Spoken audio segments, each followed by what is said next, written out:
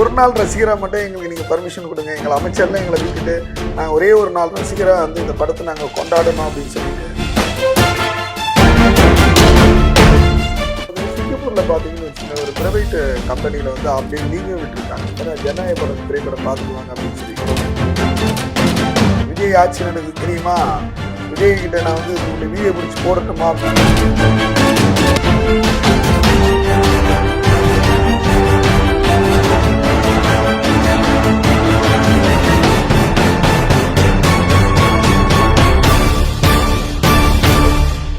நம் தமிழ் நேயர்களுக்கு வணக்கம். நான் உங்கள் தினல். இன்னைக்கு நம்மளோட நிகழ்ச்சியில இணைந்திருக்கிறது மூத்த பத்திரிகையாளர் சகைரா சார் அவர்கள். வணக்கம் சார். வணக்கம். எப்படி சார் இருக்கீங்க? நல்லா இருக்குமா. Okay sir. முதலமைச்சர் விஜய் படம் எத்தனை தியேட்டர்ல சார் ரிலீஸ் ஆகுது?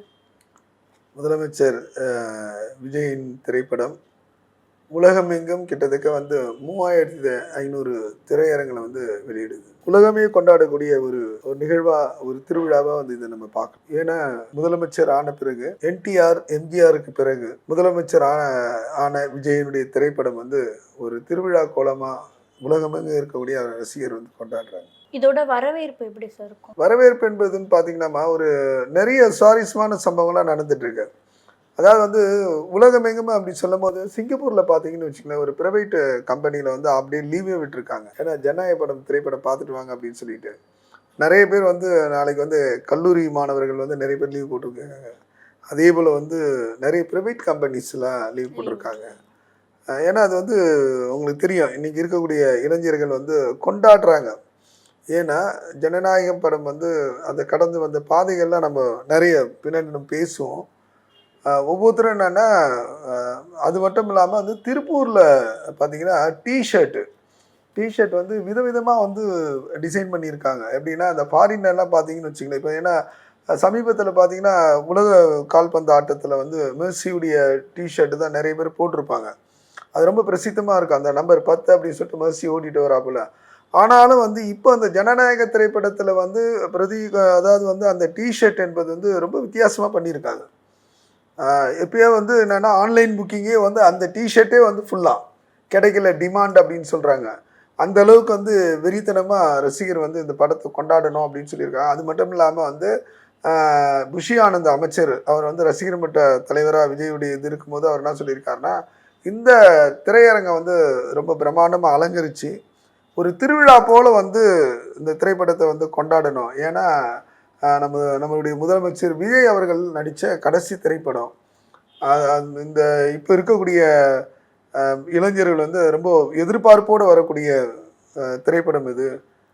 எப்படி ஒரு கிராமத்தில் வந்து ஒரு திருவிழா நடக்கும்போது குடும்பமாக வந்து அந்த திருவிழா வந்து கொண்டாடுவாங்களோ, அதுபோல் வந்து ஜனநாயக திரைப்படத்தை வந்து பார்க்குறதுக்கு வந்து குடும்பமாக வந்து டிக்கெட்டை வந்து புக் பண்ணி பார்க்குற அளவுக்கு வந்து போட்டி இருக்குது. அவர் எப்படி தேர்தலில் நிற்கும் போது சிறுசுலேருந்து பெருசு வரைக்கும் வந்து விசில் சின்னத்துக்கு வாக்களிங்க அப்படின்னு சொல்லிட்டு எல்லாரையும் சொல்லி தாத்தா பாட்டி எல்லாருமே வந்து தெரியும், ஒவ்வொரு வீட்டில் இருக்குங்க எப்படி கம்பல் பண்ணிங்க நீங்களாம் அப்படின்னு சொல்லிட்டு.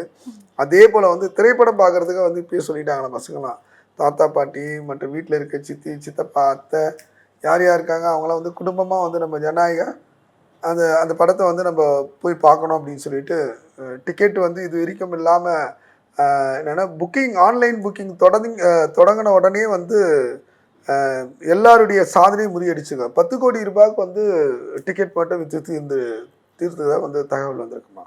நடிகராக இருந்த விஜய்க்கும் முதலமைச்சராக இருக்க விஜய்க்கும் மக்கள் எப்படி பார்க்குறாங்க? நடிகராக இருந்த விஜய் 6 மாதத்துக்கு முன்பு, அதாவது வந்து ஜனநாயக திரைப்படம் துவங்கும் போது வந்து அவர் வெறும் நடிகராக தான் இருந்தார். ஜனநாயக திரைப்படம் அந்த வெளிவரும்போது பார்த்தீங்கன்னு வச்சுங்களேன், பல கட்டத்தில் வந்து பல போராட்டங்கள் வந்து சந்திச்சது படம் இது. திரையுலகத்துக்கு வர்றதுக்கு முன்னாடி இப்போ வந்து முதலமைச்சராக இருக்கார். அதனால் இந்த திரைப்படத்தில் வந்து என்னென்னா ஏற்கனவே வந்து இந்த தேர்தல் களத்தில் இருக்கும்போது இந்த திரைப்படத்துக்கு வந்து சென்சார் பிரச்சனை உங்களுக்கு தெரியும். இப்போயோ வந்திருக்க இந்த படம், அந்த படம் வர முடியாமல் பல சோதனைகள் சொல்லலாம்.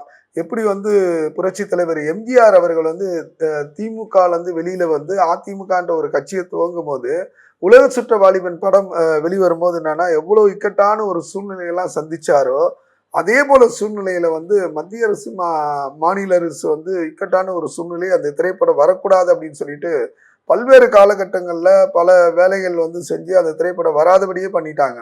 ஆனாலும் வந்து அப்போ வந்து முதலமைச்சராக இல்லாத விஜய் அதையெல்லாம் சமாளித்து ரொம்ப பொறுமையாக ஹேண்டில் பண்ணார்.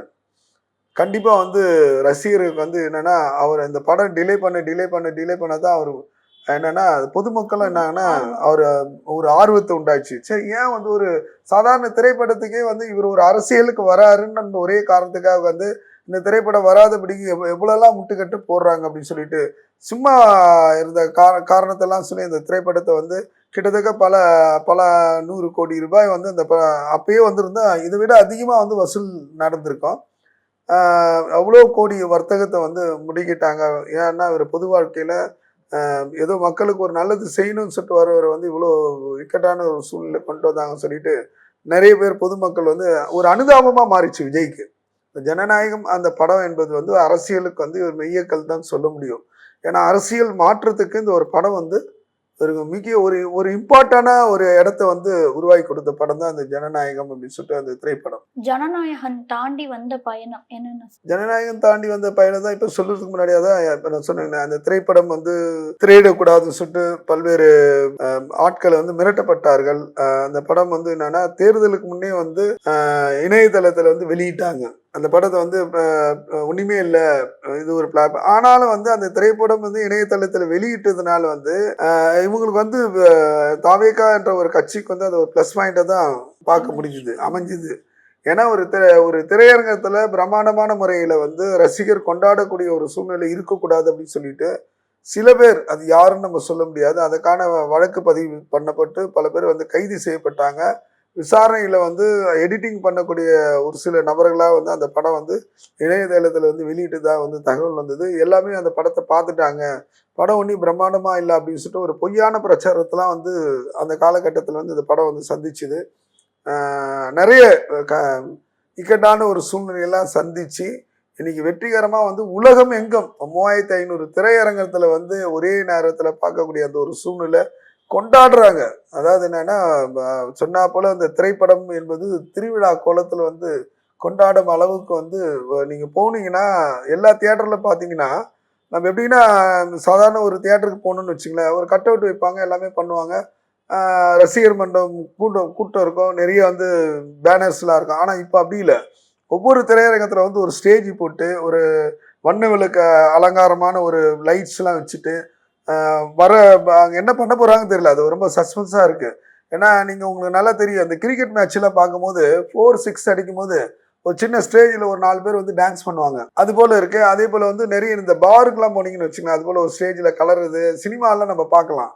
அதே போல் செட்டிங்கில் ஒவ்வொரு தியேட்டரில் வந்து வச்சுருக்காங்க. அது பார்க்குறதுக்கு ஏதோ ஒரு திருவிழாவில் வந்து ஒரு ஏதோ ஒன்று நம்ம ஒரு ஒரு நடன நிகழ்ச்சி பார்க்குறாப்போலோ இல்லை கலை நிகழ்ச்சி பார்க்குறாப்போலோ ஒரு தோற்றத்தை வந்து இப்பயும் வந்து உருவாக்கி இருக்காங்க. நிறைய தியேட்டரில் என்ன பண்ணியிருக்காங்கன்னா ஒரு செட்டை போட்டிருப்பாங்க. எப்படின்னா அப்போல்லாம் பார்த்தீங்கன்னா டி ராஜேந்திரா அவர்களுடைய படத்தில் வந்து திரைப்படத்தில் இருக்கக்கூடிய அந்த செட்டை எடுத்துன்னு வந்து அப்படியே போடுவாங்க. எம்ஜிஆர் காலத்துலேயும் சரி அதே போல் தான் பண்ணுவாங்க. அதே இது வந்து இப்போ பார்த்தீங்கன்னா எல்லா திரையரங்கத்தில் வந்து போட்டிருக்காங்க. நிறைய இடத்துல அது போல் ஒரு பிரம்மாண்டத்தை உருவாக்கி இருக்காங்க. இப்பயே வந்து அது ஒரு வேடிக்கை பொருளாக வந்து பார்க்குறாங்க மக்கள்.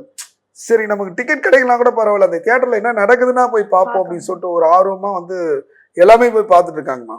பெங்களூர்ல வந்து விஜய்க்கு 36 அடி கட் அவுட் வச்சிருக்காங்க சார், இதை பத்தி நீங்க என்ன சொன்னீங்க? உண்மையில அது வரவேற்க விஷயம்தான். ஏன்னா பொதுவா வந்து தமிழ் நடிகர் ஸ்டார் நடிகருடைய திரைப்படம்லாம் வந்து பெங்களூர்ல வந்து திரையிடத்துக்கே வந்து தடையிடுவாங்க.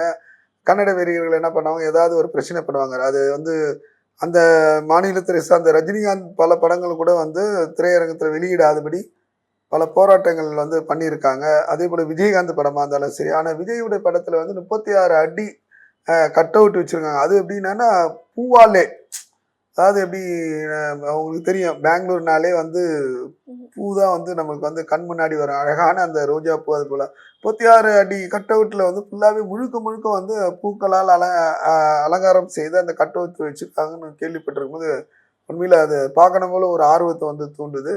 அது ரசிகருடையது தான். அது இங்கே இவங்களை அப்போல்லாம் பார்த்தீங்கன்னா ரஜினிகாந்த் படம், எம்ஜிஆர் படம், சிவாஜி கணேசன் படம்லாம் பார்த்தீங்கன்னா கட் அவுட் வைப்பாங்க. கட் அவுட்டு கலாச்சாரம்னா ரஜினிக்கு வந்து 10 அடி கட் அவுட் வச்சாங்கன்னு வச்சுங்களேன், உடனே வந்து கமலுக்கு வந்து ஒரு 12 அடி.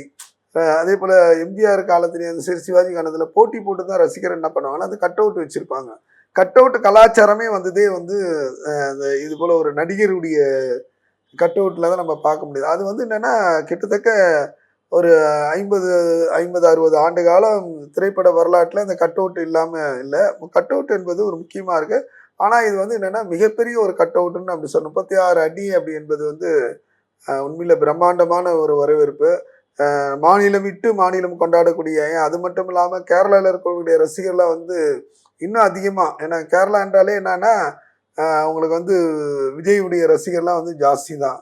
அதே போல நேற்று கூட ஒரு ஒரு ஒரு வீடியோ நம்ம பார்த்துருந்தோம். என்னன்னா ஒரு lorry driver north Indian lorry driver அவர் வந்து ஒரு காவல்துறையில சார்ந்த ஒருத்தர் வந்து அந்த லாரியை மடக்குறாரு. அப்போ வந்து அவர் என்ன சொல்றாருன்னா ஹிந்தியில இப்ப சொல்லுவாரு, விஜய் ஆட்சி நடக்குது தெரியுமா, விஜய் கிட்ட நான் வந்து உன்னை வீடியோ பிடிச்சி போடட்டுமா அப்படின்னு சொல்லிட்டு அவரு மிரட்டுவாரு. அப்போ வந்து என்னன்னா இந்தியா முழுவதுமே வந்து என்னன்னா விஜயை வந்து கொண்டாடுறாங்க. அது ரசிகர் என்ற முறையில தாண்டி ஒரு முதலமைச்சர் அப்படின்னு சொல்லிட்டு ஒரு இதுல வந்து ஒரு எதிர்பார்ப்பு தான், ஒரு பிரம்மாண்டம், ஒரு எதிர்பார்ப்பு. என்னன்னா ஒரு ரொம்ப ஷார்ட் பீரியட்ல அதுவும் ஒரே டைம்ல கட்சி ஆரம்பிச்சு ஒரு 3 வருஷத்துல வந்து ஆட்சி பிடிக்கக்கூடிய ஒரு சூழ்நிலை வந்து எல்லாமே வந்து பாராட்டுறாங்க. அவருடைய அரசியல் இதெல்லாம் பார்த்தோம்னு வச்சுங்களேன், இதுவரையும் வந்து முன்னாடி இருக்கக்கூடிய இந்த சீனியர்லாம் உற்று நோக்குறாங்க. அதை பார்க்கறதுக்கு தான் அமைதியா இருக்கு. அவருடைய செயல்பாடுகள்லாம் தெரியும். பல விமர்சனங்கள் வந்து உங்களுக்கு தெரியும். அரசியல் சதுரங்கம் என்பது வந்து விஜய் ஆடிட்டு இருக்காரு.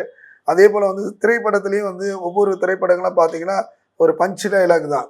அவர் இப்போ இல்லை, அரசியல் வர்றதுக்கு வந்து கிட்டத்தட்ட வந்து ஒரு 10 வருஷத்துக்கு முன்னாடியே வந்து அவர் பிளான் பண்ணி கொஞ்சம் கொஞ்சமாக ஸ்டெப் பை ஸ்டெப்பாக வந்து அது யாருக்குமே தெரியாது. எல்லாருடைய மனதிலும் வந்து இடம்பெற்ற இதுதான் இன்னைக்கு ஜனநாயகம். அந்த ஒரு படம் வந்து எல்லாருடைய மனதில் இடம்பெற்றதுனால கொண்டாட ஆரம்பிக்கிறாங்க. நிச்சயமா வந்து இந்த திரைப்படம் வந்து மிகப்பெரிய ஒரு பேசும் பொருளாக வந்து உலகம் எங்கும் வந்து பேசப்படும் ஒரு பொருளாக தான் இருக்கும். ஏன்னா இது வந்து கட்சிக்கு அப்பாற்பட்டு பொதுமக்களும் சரி, சிறுவர்கள் முதல் பெரியவர்கள் கொண்டாடக்கூடிய ஒரு பிரம்மாண்டமான ஒரு படைப்பா ஜனநாயக படம் இருக்கும். அது மட்டும் இல்லாமல் ஒரு சுவாரஸ்யமான விஷயம்னா நிறைய அமைச்சர் வந்து முதலமைச்சர்கிட்ட வந்து ஒரு வேண்டுகோள் வச்சிருக்காங்களாம். எல்லாமே நம்ம திரைப்படத்துல பார்த்துருக்கோம். ஒரு நாள் முதல்வர் அப்படின்னு சொல்றாப்புல எனக்கு ஒரு நாள் ரசிகரா மட்டும் எங்களுக்கு நீங்க பர்மிஷன் கொடுங்க, எங்களை அமைச்சர்லாம் எங்களை விட்டுட்டு நாங்கள் ஒரே ஒரு நாள் ரசிகரா வந்து இந்த படத்தை நாங்கள் கொண்டாடணும் அப்படின்னு சொல்லிட்டு அவர் மௌனமா சிரிச்சுட்டே வந்து போயிருக்காரு. அந்த சிரிப்புக்கு வந்து அர்த்தம் இருக்கு. அதனால வந்து இந்த திரைப்படம் என்பது இது முதலமைச்சர் என்ற ஒரு டைட்டிலே வருது. தமிழ்நாடு முதலமைச்சர் என்ற ஒரு டைட்டில் வருது. அதனால ரசிகர் கொண்டாட்டத்துக்கு பிறகு பொதுமக்களும் கொண்டாடக்கூடிய ஒரு சூழ்நிலை இந்த திரைப்படம் பெரிய எதிர்பார்ப்பு இருக்கு. நிச்சயமா நாளைக்கு பேசும் பொருளா இது அமையும் என்று நான் நம்புகிறோம். ஜனநாயகன் அப்டேட்ஸை அடுத்ததுல பார்க்கலாம் சார். நன்றிமா.